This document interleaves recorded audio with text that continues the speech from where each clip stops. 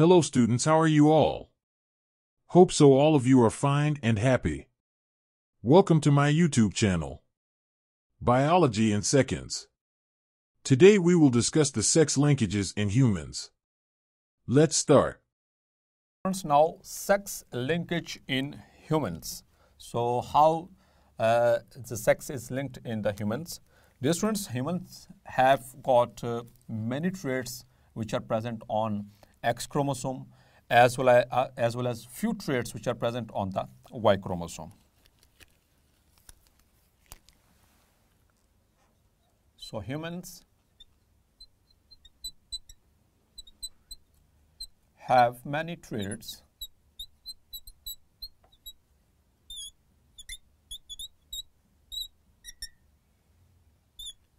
present on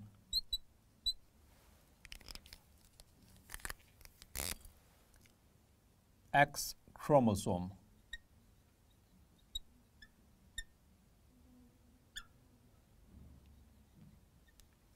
And their counterparts are not located on the Y chromosome.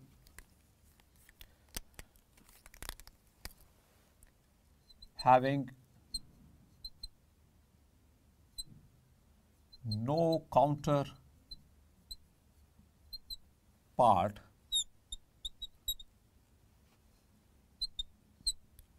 of their genes on Y chromosome.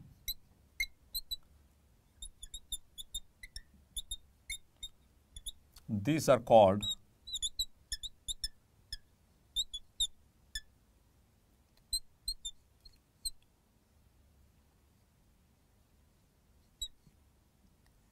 X-linked traits. Clear? For example, hemophilia,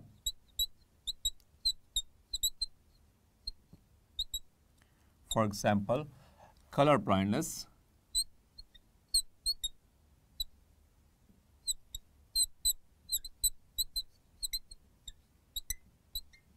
for example, hypophosphatemic rickets,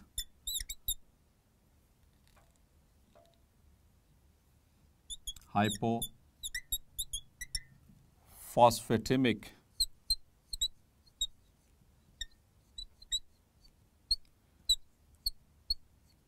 rickets. So these are the traits which are present on X chromosome of humans. इसी तरह से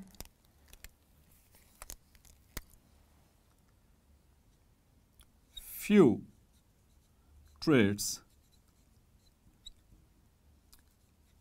are also present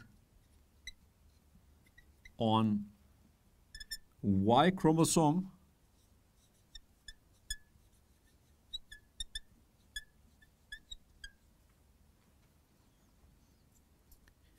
and their counterparts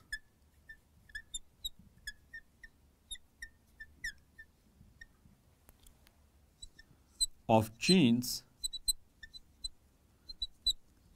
are not present on X chromosome.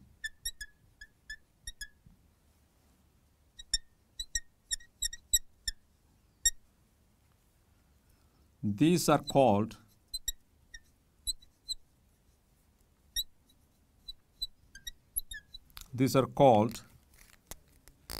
Y-linked traits. Clear? For example, the SRY gene. SRY gene, that is the sex determining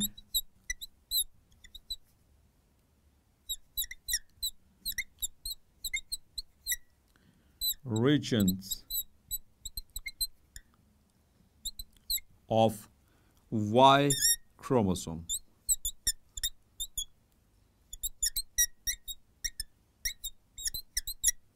Clear?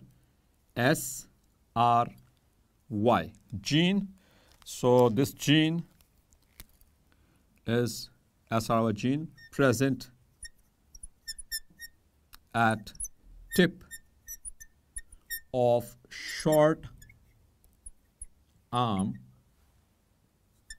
of Y chromosome.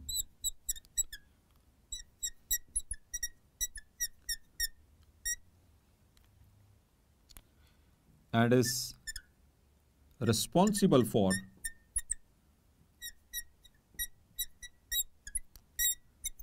maleness.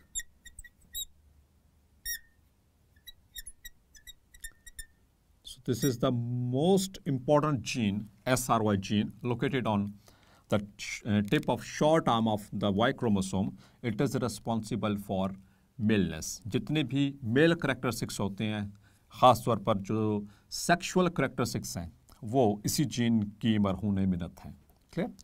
तो dear students, अब हम देखते हैं कि x और Y linked ये किस तरह से इनहेरिट होते हैं. डियर स्टूडेंट्स, जो एक्स लिंक्ड ट्रेट्स हैं, एक्स लिंक्ड, वो दो तरह की हैं. X linked recessive and X-linked dominant. X-linked recessive like hemophilia,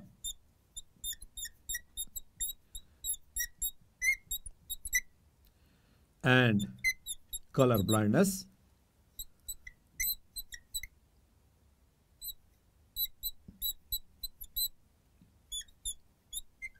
While the dominant, like for example, the hypophosphatemic rickets.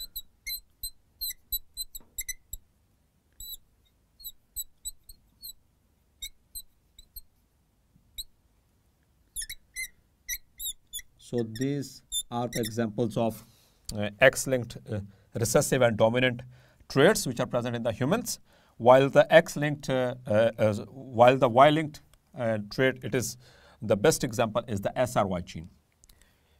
Now, how they are inherited, it is much more important.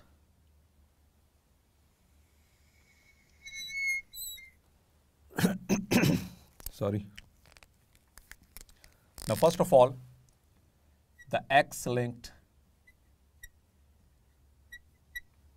recessive traits inheritance.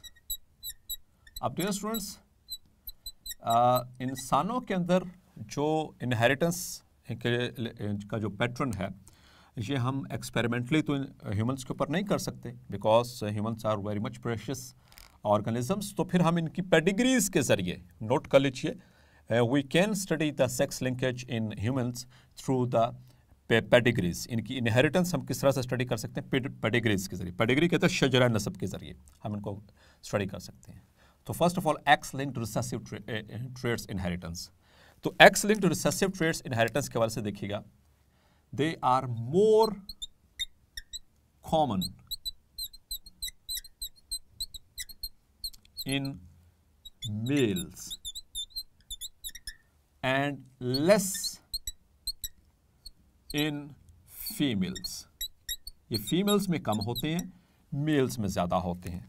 Reason, what is the reason? So we are talking about the X-linked recessive. As females have 2 X chromosomes and males have only 1 X and 1 Y, तो mails में चूंकि हम X linked की बात कर रहे हैं और रिसेसिव की बात कर रहे हैं, रिसेसिव आमतौर पर हम उनको जो स्मॉल लेटर्स से शो करते हैं, तो फीमेल्स में ये इसलिए कम है क्योंकि फीमेल्स जब तक उस ट्रेट के लिए होमोजाइगस ना हो जाए तब तक वो रिसेसिव ट्रेट फीमेल्स के अंदर अपीयर नहीं होगा, जबकि मेल्स के अंदर चूंकि उनके पास है ही एक एक्स पे भी आ गया, सो मेल जो रिसेसिव ट्रेट्स हैं मेल में एक भी आ गया, so it is expressed. So that is the reason the males they are more affected they carry more X-linked recessive traits as compared to the females. Clear? अगर हम बात करें यहाँ पर इनका पैटर्न ऑफ इनहेरिटेंस की, so in an affected male जो X linked recessive trait से इफेक्टेड होगा मेल, याद रखिएगा dear students,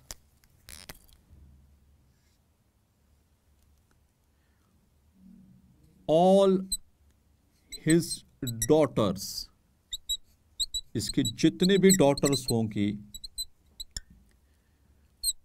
will be career, वो इसके जीन को कैरी करेंगी, लेकिन उनके अंदर क्लिनिकल सिम्टम्स आमतौर पर मैनिफेस्ट नहीं होते, क्योंकि ये कैरी तो कर लेगी लेकिन चूंकि फादर से एक्स आएगा, मदर से भी एक्स आएगा, मदर अगर नॉर्मल हो, सिर्फ फादर इफेक्टेड हो, तो ये हेट्रोजाइगस हो जाएगी। हेट्रोजाइगस का मतलब होगा कि वो कैरी करेगी एक डोमिनेंट और एक रिसेसिव। तो चूंकि ये एक्स लिंक्ड रिसेसिव ट्रेट है, तो फीमेल्स के अंदर जब तक वो रिसेसिव ना हो जाए, होमोजाइगस रिसेसिव ना हो जाए, तब तक इनके अंदर अपीयर नहीं होने वाला। जबकि नन ऑफ हिज सन्स, इसके जितने भी बेटे होंगे will be affected, none of his sons will be affected. कोई भी बेटा एक्स लिंक्ड रिसेसिव ट्रेट से इफेक्ट नहीं होगा, will be affected। क्लियर? उसकी रीजन, क्योंकि मेल होने के लिए जरूरी है कि फादर से वाई आए, वो गैमीट जिसके पास वाई क्रोमोसोम है, और मदर से एक्स आए, तो तभी ये हो सकता है एक्स वाई। तो वाई कहां से इनहेरिट कर रहा है? मेल से। तो मेल जो सा रिसेसिव ट्रेट कहां पर मौजूद है? एक्स के ऊपर। ये एक्स इसके पास कहां से आएगा? From the mother. तो मदर तो नॉर्मल है। इसी तरह से यहां से फादर लेट सपोज कि वो कोई भी recessive trait like if you talk about the haemophilia, वो यहाँ पर इसके पास आ गया, लेकिन मदर से तो नॉर्मल आया, मदर से नॉर्मल, फादर से रिसेसिव यानी इफेक्टेड। सो इसमें ये इफेक्ट नहीं होगी, she will become the carrier, क्योंकि हेट्रोजाइगस हो गई है। ठीक है, तो हेट्रोजाइगस कंडीशन में हमेशा डोमिनेंट ही अपीयर होता है, और डोमिनेंट इसमें नॉर्मल जीन है। Is that clear? सो यहाँ पर अगर ये मदर से तो कैपिटल एच आया, जो कि डोमिनेंट था, नॉर्मल था, तो फादर से तो हमेशा वाई आएगा। इसलिए इस शख्स के कोई भी बेटा अगली नस्ल में किसी भी तरह के कोई भी बेटा जो है वो इस डिसऑर्डर से इफेक्ट या इस ट्रेट से इफेक्ट नहीं होगा, जबकि इसकी तमाम बेटियां, all of his daughters, they will become the carrier. अब अगर ये daughter, if this daughter she marries a normal person, if this daughter marry a normal person, a normal male, जी तो डिस्टेंस, अब ये जो कैरियर डॉटर है, अगर ये किसी नॉर्मल शख्स से शादी करती है, so what will happen? Now there are the chances that his sons could be affected. अब इसके जो सन्स हैं वो इफेक्ट होंगे इस कैरियर डॉटर के। ठीक है, लेकिन फिर भी यहाँ पर इसके जो डॉटर्स हैं वो चांस पे हैं। Most of them they will be carrier. The daughters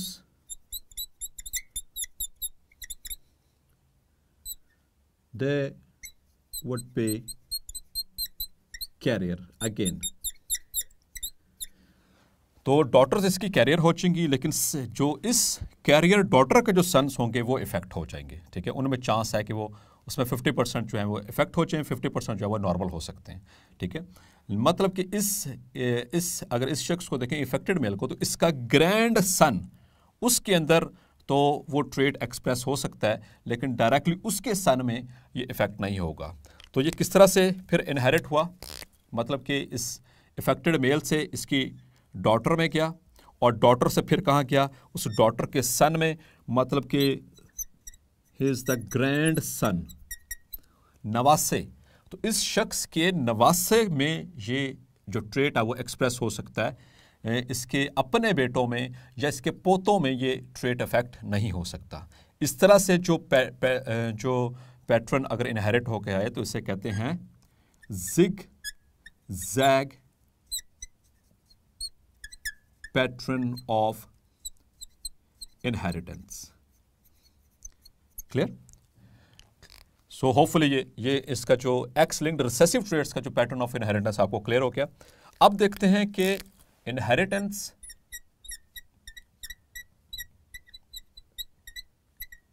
of X-linked dominant traits। तो डियर स्टूडेंट्स, जो X-linked dominant traits हैं उनका पैटर्न ऑफ इनहेरिटेंस इससे मुख्तलिफ है। ठीक है, यहां पर हमने क्या देखा, यहां पर मेल्स ज्यादा इफेक्ट हो रहे हैं, फीमेल्स कम इफेक्ट होती हैं, जबकि यहां पर इन case of the X-linked dominant the females are more affected while the males are less affected। Males कम इफेक्ट होते हैं इसमें, फीमेल्स का चांस ज्यादा है। उसकी क्या reason? So let us have look on this pattern of inheritance. अगर तो हो affected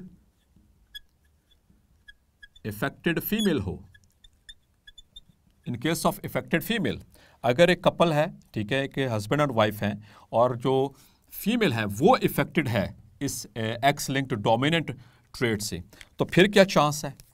the chance is that 50% इस इफेक्टेड फीमेल के सन्स इफेक्ट होंगे and 50% chances of her daughters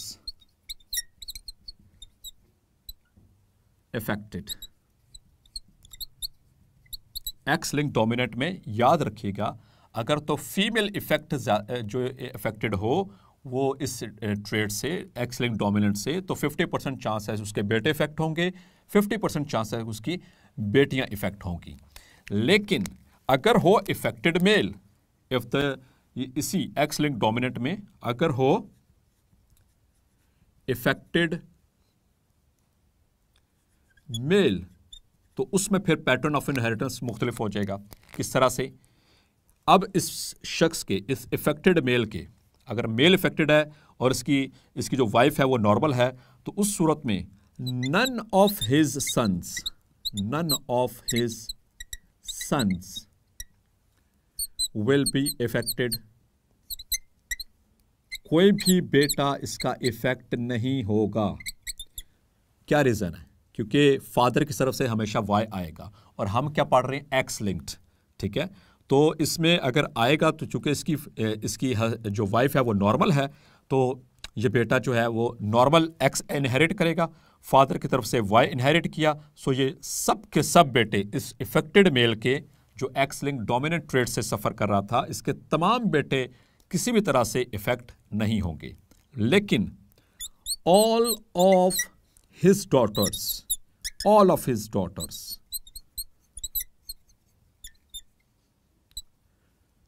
will be affected. वो इफेक्ट होंगे इससे। All of his daughters will be affected. Clear? वो किस तरह से? क्योंकि फादर के पास इसका डोमिनेंट जीन है, क्योंकि एक्स लिंक्ड डोमिनेंट है। बेटी कैसे होती है? फादर की तरफ से भी एक्स आता है, मदर की तरफ से भी एक्स आता है। तो फादर की तरफ से एक भी डोमिनेंट आ गया, चूंकि बेटी कैसी होती है? एक्स होती है। फादर की तरफ से लेट्स सपोज वो डोमिनेंट आ गया, लेट्स सपोज कि it is capital D, like in case of the hypophosphatemic rickets. Father की तरफ से एक भी आ गया और मदर वो नॉर्मल है, तो डियर स्टूडेंट ये हेट्रोजाइगस कंडीशन होगी।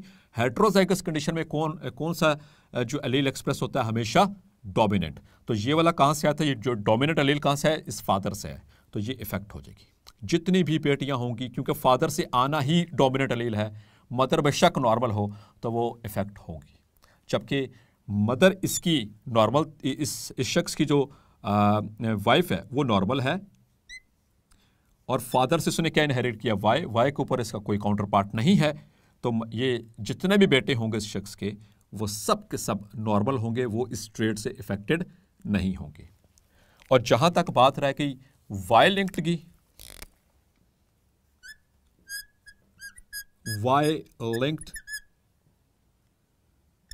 ट्रेड्स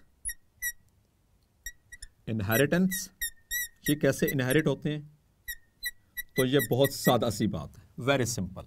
वाई हमेशा नॉर्मली किसके अंदर आता है? It is only in the mails. Normally बच्चियां फादर से नॉर्मली वाई जो है वो इनहेरिट नहीं करती हैं, हमेशा मेल ही जो किया करते हैं। So all of his sons Y linked traits, किसी भी तरह का वाई लिंक्ड ट्रेट होगा, ऑल ऑफ हिज सन्स, अगर कोई मेल अफेक्टेड है, किसी भी तरह का कोई ट्रेट है, तो all of his sons will inherit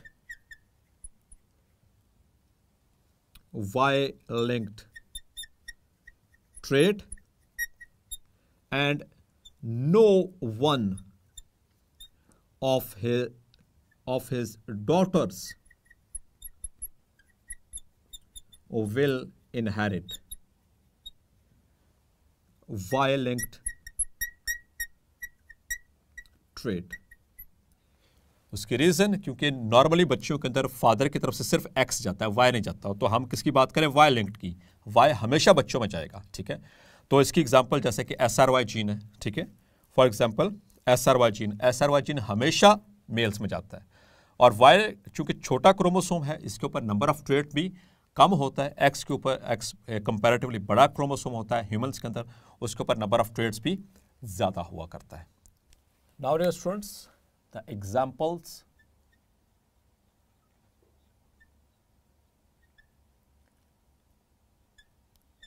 of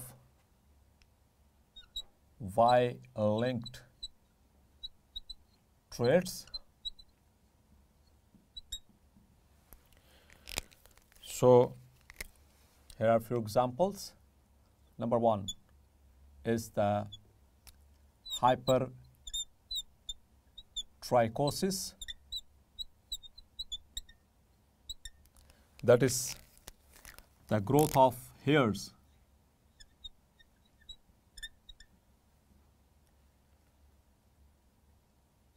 on the margins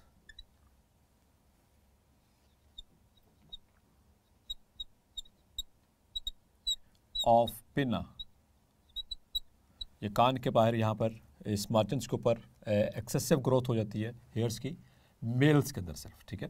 so that is called as hypertrichosis, और इसे हेयरी पिना भी कहते हैं, और it is also called hairy pinna. Clear? And another example is porcupine man. Porcupine आपको पता है, उससे एक एनिमल है जिसके ऊपर बहुत सारे कांटे लगे होते हैं, ठीक है। उसकी पूरे बॉडी के ऊपर कांटे होते हैं, लाइक दिस। उसके ऊपर बॉडी के ऊपर सिर्फ और सिर्फ कांटे ही होते हैं, ठीक है। This is called as porcupine. तो ये एक ऐसी वायलेंट ट्रेट है जो कि इस बेसिकली डिजीज कंडीशन है, जिसमें स्किन के ऊपर जो हेयर्स है वो बिल्कुल ऐसे इरेक्ट होंगे। नॉर्मली तो हमारे ऐसे स्किन के साथ अटैच होते हैं। So this are the straight hairs, जैसे कि इसके वो स्पाइन्स होते हैं प्रोक्यूपाइन के। So straight hairs on skin, so that is called as porcupine man, and this is also only Y linked trait और ओनली फाउंड इन, चूँकि वायलेंट ट्रेट्स जो है सिर्फ और सिर्फ मेल्स के अंदर पाए जाएंगे। And number three, another example is there, and that is testis determining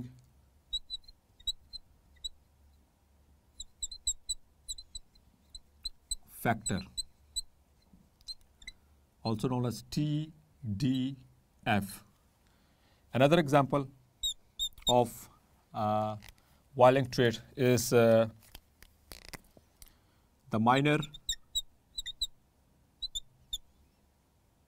histocompatibility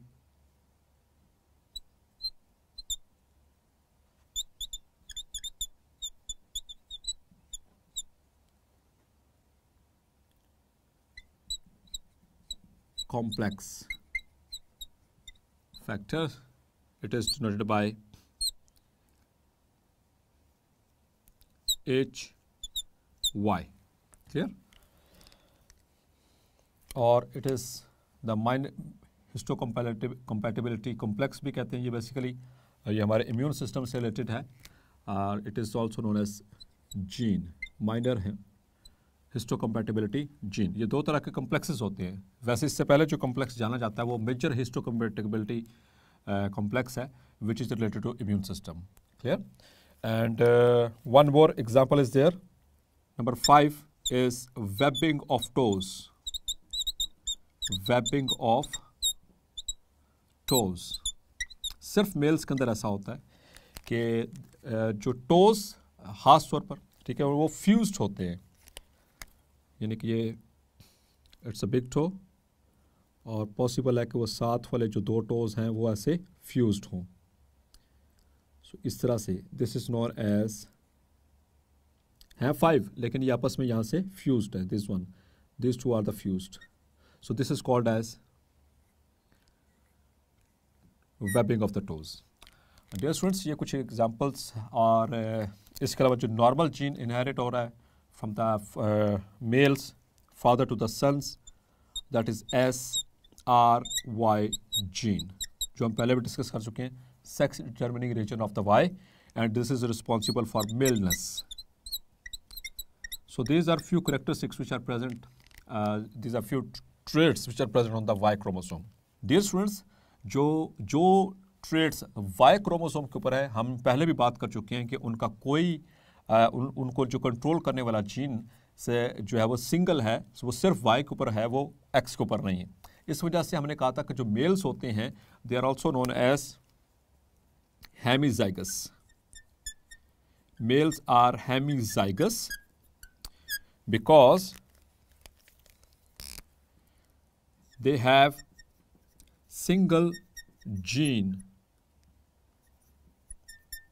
for Y-linked trait